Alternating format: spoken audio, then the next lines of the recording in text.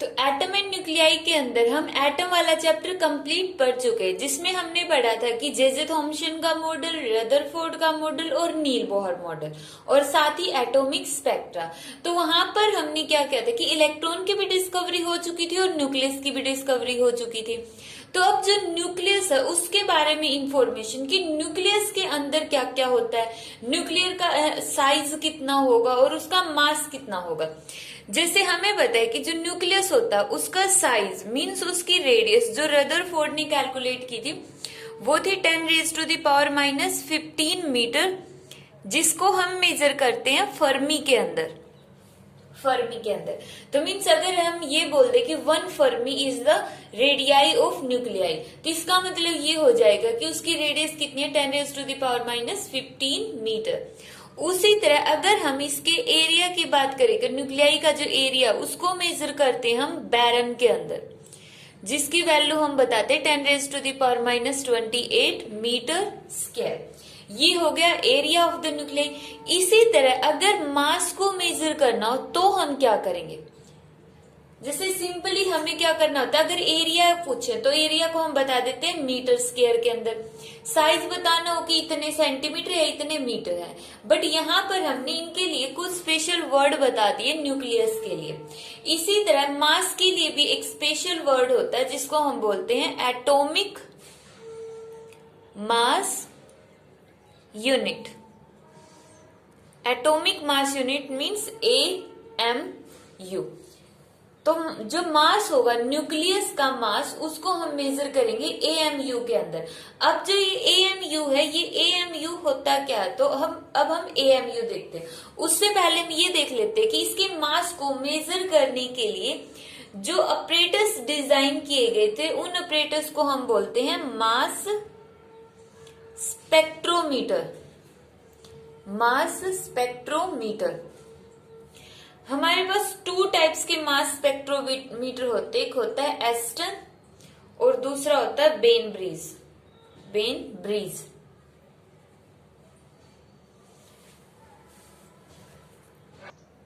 तो ये 2 मास स्पेक्ट्रोमीटर है जिनका यूज हम न्यूक्लियाई के मास को मेजर करने के लिए करते हैं। तो 1 atomic mass unit means AMU।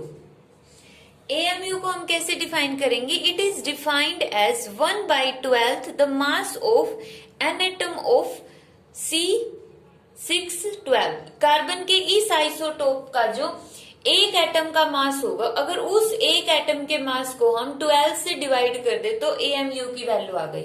अब इस डेफिनेशन को समझने के लिए हम यहाँ पे ये कैलकुलेशन करते हैं। एक कार्बन के एक एटम का जो एटॉमिक मास है, यहाँ पर ये मास कितना होगा 12 ग्राम, और हमें पता है कि इसके अंदर ये जो मास है ना 12 ग्राम, ये कार्बन के कितने एटम्स का है, जो यहाँ पर हम एटॉमिक मास लिखते हैं, इसके अंदर कितने एटम्स प्रेजेंट होते हैं, तो 12 ग्राम के अंदर Avogadro number of atoms present होते हैं। 12 gram of carbon, 12 gram of carbon contain Avogadro number of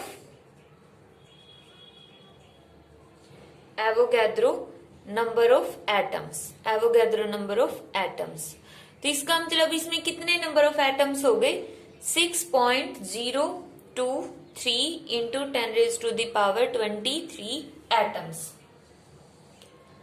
यहाँ पे ये पॉइंट बहुत इंपॉर्टेंट है कि जो कार्बन का यहाँ पर जो ये मास होगा इसको हम बोलते हैं 12 ग्राम मास। तो इस 12 ग्राम मास है ये कार्बन के कितने एटम्स का मास है, इतने मास के अंदर Avogadro number of carbon atoms present होते हैं।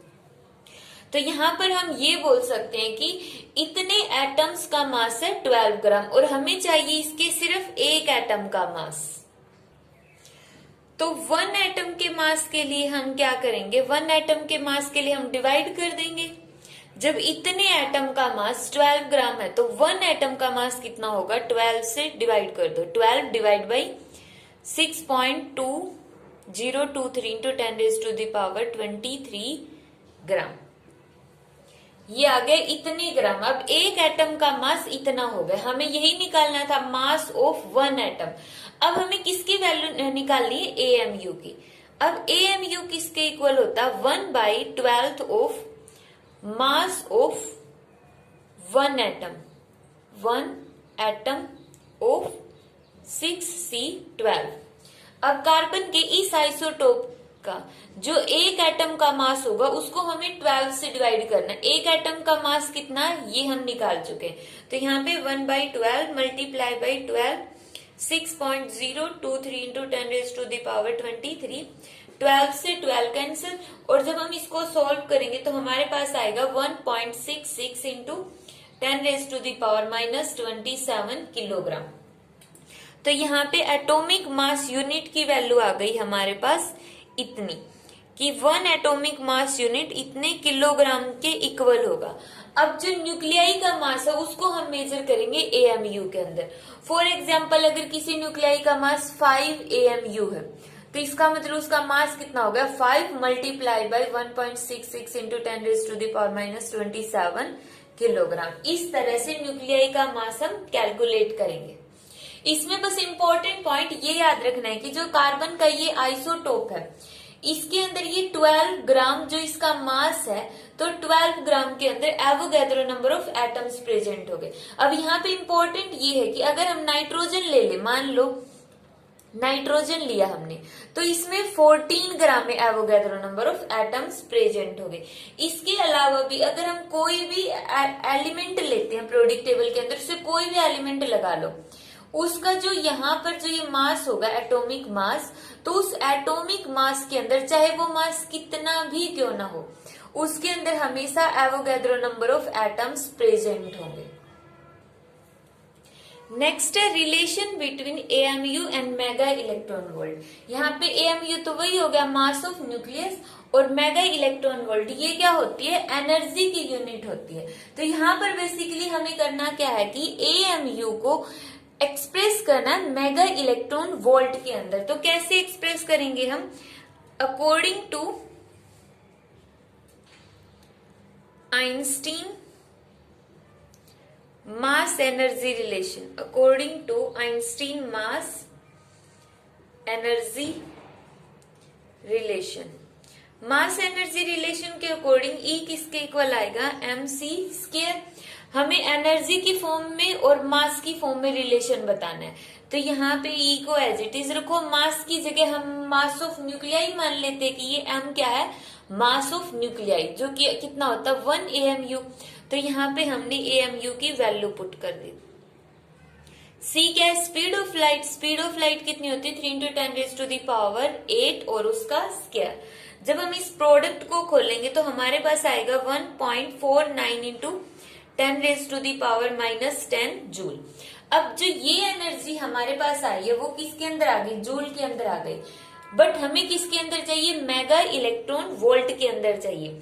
तो इसको हम किस में कन्वर्ट करेंगे, मेगा इलेक्ट्रॉन वोल्ट में कन्वर्ट करेंगे। मेगा इलेक्ट्रॉन वोल्ट में कन्वर्ट करने के लिए हमें क्या करना पड़ेगा, पहले देखते हैं कि ये 1 मेगा इलेक्ट्रॉन वोल्ट होता क्या है। यहाँ पे मेगा का मतलब होता है 10⁻+6, इलेक्ट्रॉन वोल्ट का मतलब होता है 1.6 इंटू 10⁻⁻19। यहाँ पे E का मतलब होता है चार्ज ऑन दिस। तो ये होगा चार्ज कितना होता है एक इलेक्ट्रॉन पर 1.6 इंटू 10⁻⁻19 कूलम, और ये वोल्ट एज इट इज। और कूलम वोल्ट किसके इक्वल होती है यूनिट, कूलम वोल्ट हो गई जूल के इक्वल, क्योंकि वर्क डन का फॉर्मूला हम पढ़ चुके हैं फर्स्ट यूनिट में, क्या होता है चार्ज मल्टीप्लाई बाय पोटेंशियल। तो यहाँ पे चार्ज की यूनिट कूलम और वोल्ट, वोल्ट हो गया तो वर्क डन आ गया, वर्क डन मीन्स जूल। तो इसकी जगह हम लिख सकते हैं 10⁻⁻13 जूल। अब यहाँ पर देखो इसको उल्टा करके लिख दो, 1.6 इंटू 10⁻⁻13 जूल किसके इक्वल होता है, 1 मेगा इलेक्ट्रॉन वोल्ट के इक्वल। 1 जूल किसके इक्वल होगा, 1 divide by 1.6 into 10⁻⁻13 mega electron volt. यहाँ पर हमें इतने जूल की वैल्यू चाहिए, सिंपल मैथ्स यूज कर रहे हैं हम यहाँ पर। 10⁻⁻10 जूल कितना होगा, इसको मल्टीप्लाई में कर देंगे। पहले तो देखो हमने सिंपली क्या लिया, 1 मेगा इलेक्ट्रॉन वोल्ट, मेगा की वैल्यू और इलेक्ट्रॉन के चार्ज की वैल्यू जूल की फॉर्म में निकाल लिया। अब इतना जूल मिलकर 1 मेगा इलेक्ट्रॉन वोल्ट बनाता है, इतने जूल ने मिलकर 1 मेगा इलेक्ट्रॉन वोल्ट बना दिया। तो 1 जूल के लिए क्या हो जाएगा, ये टर्म डिवाइड में, और इसके अंदर निकालेंगे तो ये टर्म इसके मल्टीप्लाई में, तो ये आ गया divide by 1.6 into 10⁻⁻13 mega electron volt. तो यहां पर जब हम इसको सॉल्व करेंगे तो हमारे पास आएगा 931.25 मेगा इलेक्ट्रॉन वोल्ट। और ये हमारे पास क्या थी, एनर्जी थी, तो एनर्जी आ गई। यहां से एनर्जी को अगर हम मेगा इलेक्ट्रॉन वोल्ट में कन्वर्ट करेंगे, अप्रोक्सीमेटली 931 मेगा इलेक्ट्रॉन वोल्ट आ गई है। और यही हमें कैलकुलेट करना था कि relation between atomic mass unit and mega electron volt.